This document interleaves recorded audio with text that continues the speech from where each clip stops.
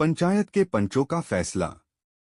एक बार गोपाल भांड ने राजा से प्रार्थना की, जब मुझसे कोई कसूर हो जाए तो उसका निपटारा वही लोग कर सकें जिनकी मैं स्वयं कहूं।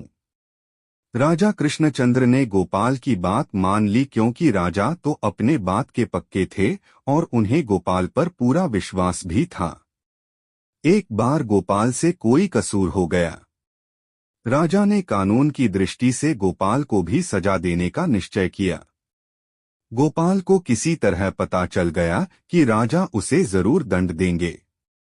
अपने इरादे के मुताबिक राजा कृष्णचंद्र ने गोपाल को एकांत में बुलाकर सारी बातें कह दी कि तुमने जो कसूर किया है उसके लिए तुम्हें सजा मिलेगी। गोपाल को उस प्रतिज्ञा की याद आई जिसमें राजा ने गोपाल को वचन दिया था कि तुम्हारा न्याय तुम्हारे ही पंचों द्वारा होगा। उसे मौके पर उपाय सूझा और राजा के आदेश पर गोपाल ने अपना पंच चमारों को चुना। इस चुनाव से राजा को आश्चर्य हुआ कि ये चमार क्या न्याय करेंगे, किसी बड़े महाजन को चुनना चाहिए था। खैर, चमार बुलाए गए। 2 गांवों से 5 चौधरी आए। राजा ने उन चमारों को गोपाल के अपराध के संबंध में सारी बातें समझा दी तथा न्याय करने का हुक्म दिया। पंचों द्वारा यह बात सोची गई कि गोपाल से बदला लेने का यही मौका है। ऐसा मौका हाथ से नहीं निकलना चाहिए और ऐसा दंड देना चाहिए कि जिससे गोपाल जन्म भर याद रखे तथा आगे भी हम लोगों के साथ ऐसा व्यवहार करने का साहस न करे। उन पंचों में पहले एक बोला, भाइयों, अपराध तो गोपाल का बहुत बड़ा है, अतएव 7 बीसी और 10 रुपए जुर्माना करना चाहिए। दूसरे ने सोचा, इतनी बड़ी सजा और फिर भी जुर्माना। इतने जुर्माने की कल्पना कर दूसरा पंच सिहर उठा, गोपाल के बाल बच्चों पर इसका क्या परिणाम होगा, घर बार नष्ट हो जाएगा। यह बात सोचकर उसने सजा घटाकर 5 बीसी रुपए जुर्माना करने का फैसला किया। तीसरे को इतना जुर्माना भी अधिक मालूम हुआ और उसने चकित होते हुए सजा घटाकर 3 बीसी रुपए का प्रस्ताव रखा। फिर भी उसने कहा, यह जुर्माना भी काफी है, फिर भी यदि पंच लोग चाहें तो और कुछ कम कर दें, क्योंकि इतना दाखिल करने में गोपाल की हालत खराब हो जाएगी। अब चौथे चौधरी की बारी आई।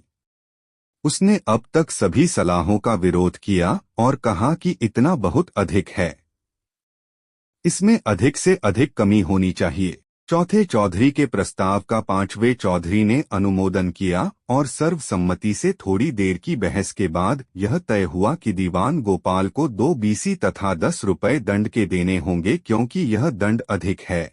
इसलिए हम पंचगण राजा से यह प्रार्थना करते हैं कि 2 बीसी तथा 10 रुपए दंड लिए जाएं, लेकिन इसकी वसूली में सख्ती न की जाए। राजा कृष्णचंद्र ताड़ गए कि गोपाल ने बुद्धिमानी से ही इन चमार चौधरियों को अपना पंच चुना था। उधर मामला निपटाकर पंचों ने राजा से जाने की आज्ञा मांगी। आज्ञा पाकर वे वहां से चले गए। राजा की नजरों में 50 रुपए का जुर्माना क्या था, लेकिन चमारों की गरीबी व परिस्थिति का ख्याल करो कि साल भर जी जान से परिश्रम करने के बाद भी ये गरीब जातियां इतना भी तो नहीं बचा पाती कि वर्ष की समाप्ति पर बस 50 रुपए पास रहें। इसीलिए उनकी नजर में 2 बीसी अर्थात 40 रुपए और 10 रुपए कुल 50 रुपए बहुत ही कठिन जुर्माना था। राजा का हृदय दया से भर गया और गोपाल मन ही मन प्रसन्न था। गोपाल का फैसला स्वयं राजा ही सुनाने जा रहे थे कि गोपाल को देखकर राजा अपनी हंसी न रोक सके। गोपाल को दंड से मुक्त कर दिया। गोपाल को यह पहले से ही ज्ञात था कि गरीब जातियां इतना रुपया नहीं बचा सकती, इसीलिए कम से कम जुर्माना ही करेंगे जो हमारे लिए कठिन नहीं होगा, और वैसा ही हुआ। गोपाल ने इसीलिए अपना न्यायकर्ता चमारों को बनाया था।